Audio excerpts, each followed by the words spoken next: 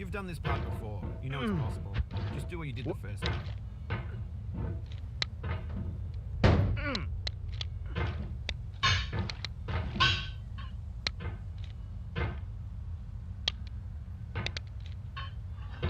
Whoop.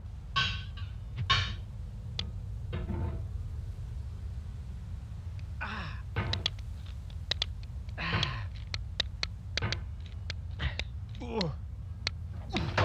Whoop.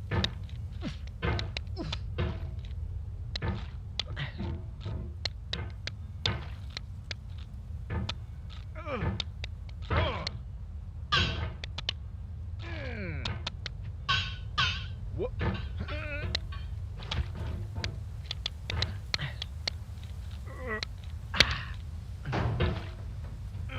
Whoop.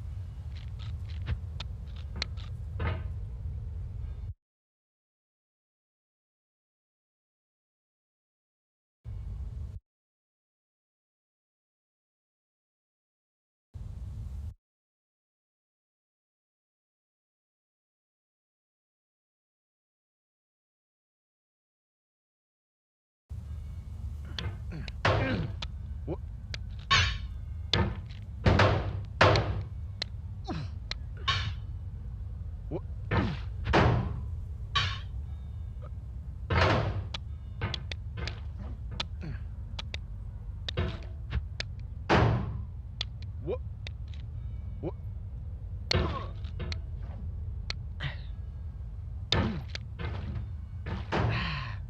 Whoop.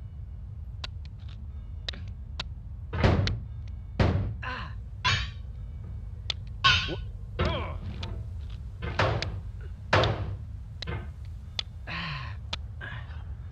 Whoop. Whoop.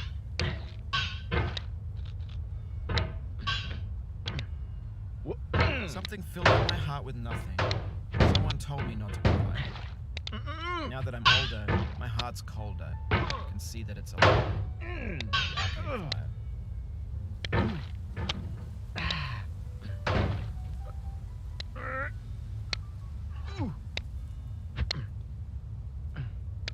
Whoop.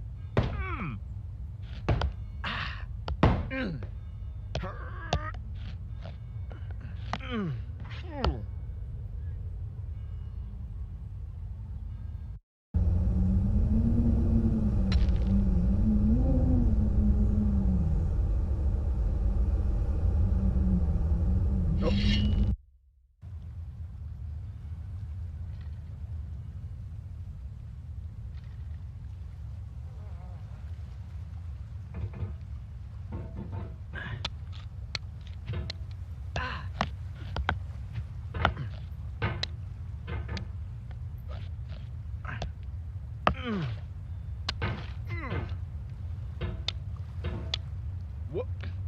There's no feeling more intense than starting over. If you deleted your homework the day before it was due, as I have, or if you left your wallet at home and you have to go back after spending an hour in the commute. If you won some money at the casino, you only put all your winnings on red, but it came up black.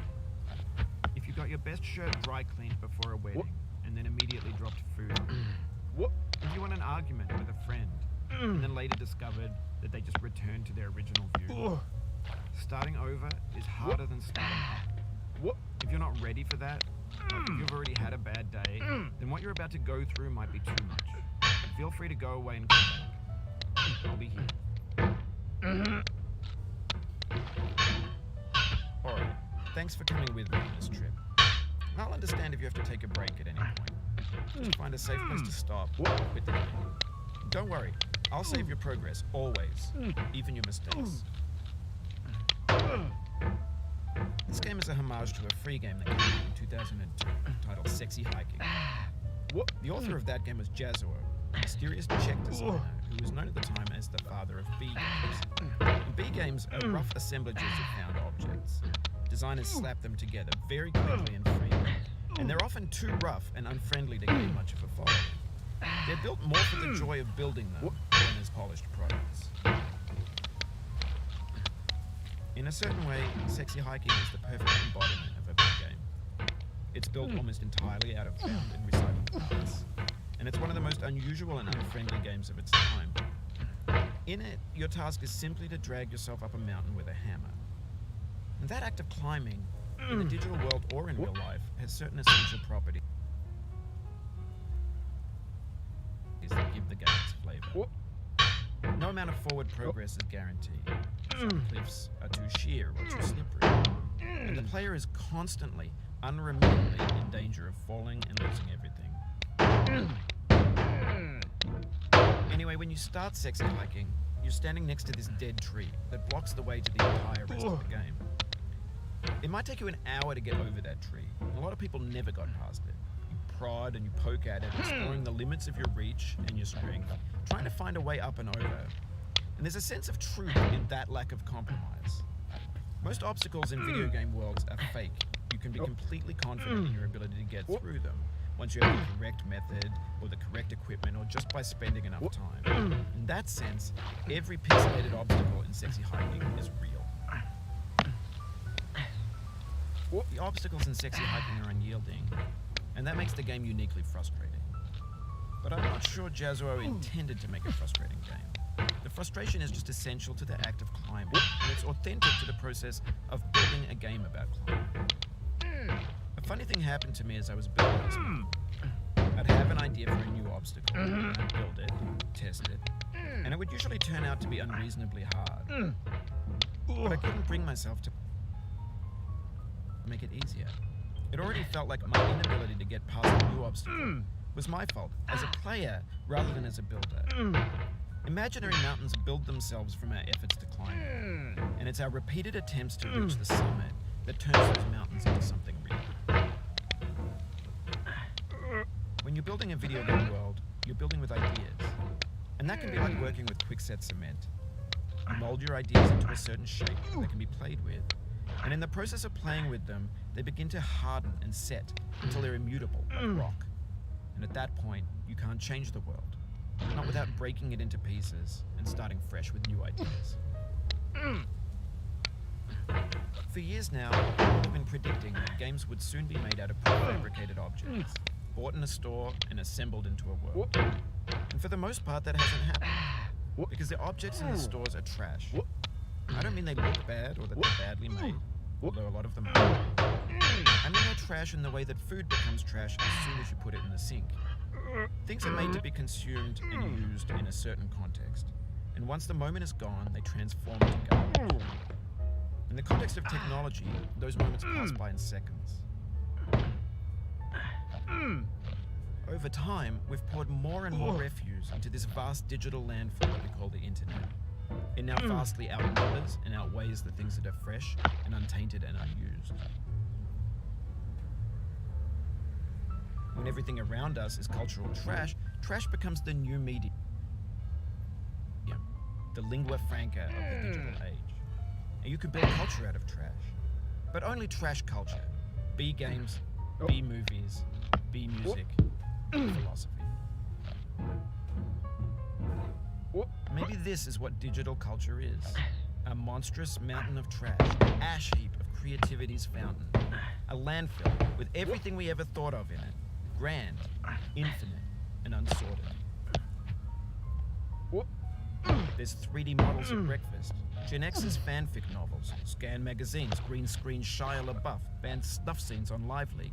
Facebook's got lifelike bots with unbranded adverts and candid shots of Kanye and Taylor Swift mashups, car crash epic failed GIFs, Russian dashcam vids, discussions of McRibs, discarded, forgotten, unrecycled, muddled, rotten, untitled. What? Everything's fresh for about 6 seconds, until some newer thing beckons, and we hit refresh. And there's years of persevering, disappearing into the pile, out of style, out of sight. What? In this context, it's tempting to make friendly content that's gentle, that lets you churn through it but not earn it. Oh. Why make something demanding if it just gets piled up in the landfill, filed in with the bland things? When games were new, they wanted a lot from you. Daunting you, taunting you, resetting and delaying you. Players played stoically. Now everyone's turned off by that. They want to burn through it quickly. A quick fix for the fickle. Some tricks for the clicks of the feckless. But that's not you. You're an acrobat. You could swallow a baseball bat. Now I know, most likely you're watching this on YouTube or Twitch, while some dude with 10 million views does it for you. Like a baby bird being fed chewed up food. That's culture too. What? But on the off chance that you're playing this, what I'm saying is, trash is disposable, but maybe it doesn't have to be approachable. What's the feeling like? Are you stressed? I guess you don't hate it if you got this far. Feeling frustrated? It's underrated. What? An orange is sweet, juicy fruit locked inside a bitter beer. That's not how I